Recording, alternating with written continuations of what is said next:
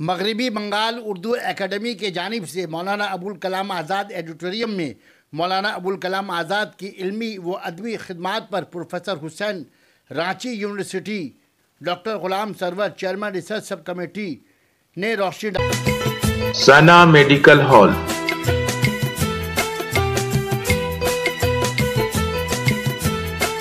10% discount on every medicine. Oxygen cylinder also available.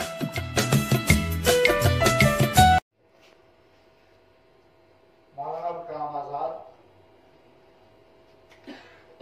मक्का से होते हुए कलकत्ता और फिर दिल्ली का सफ़र, आना जाने हिंदुस्तान के मुख्तलिफ मरकज़ों में जिस तरह उन्होंने जेल की सोबतें बर्दाश्त की या नज़रबंदी की ज़िंदगी गुजारे, जब वो इस दुनिया से रुखसत हुए तो ऐसा महसूस हुआ कि एक धूप थी जो आफ्ताब के साथ चली गई। शख्स तसव्वुफ की तरफ माइल होता और सिर्फ उसी में ध्यान लगाता तो ये अपने जमाने का गजाली और रूमी होता।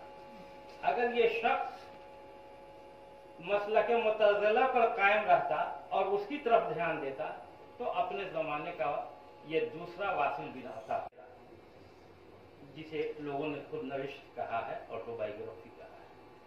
ये किताब रांची में नजरबंदी के दौरान लिखी गई। उनके एक दोस्त थे मौलवी फजलुद्दीन मिर्जा, उनकी तहरीक पर यह किताब लिखी गई। मौलाना आज़ाद ने यह किताब 6 महीने में लिखी, सितंबर जून से शुरू किया और गालवन तो एक शिकायत हो गई कि भाई अकबाल की तस्वीर तो जरूर है लेकिन मालवीय की तस्वीर नहीं है जिसने यूनिवर्सिटी की बुनियाद डाली थी। मैं नहीं समझता कि यूनिवर्सिटी की बुनियाद डाली गई, वहाँ जो प्रोग्राम होते हैं वहाँ उसके बुनियाद गुजारों की भी तस्वीर। और आज इस जलसे के सराहत कर रहे हैं हमारे senior member doctor Ghulam server साहब। मैं उनसे मुल्तमिस हूँ अपने मेहमान को लेकर हम स्टेज पर तशरीफ लाए।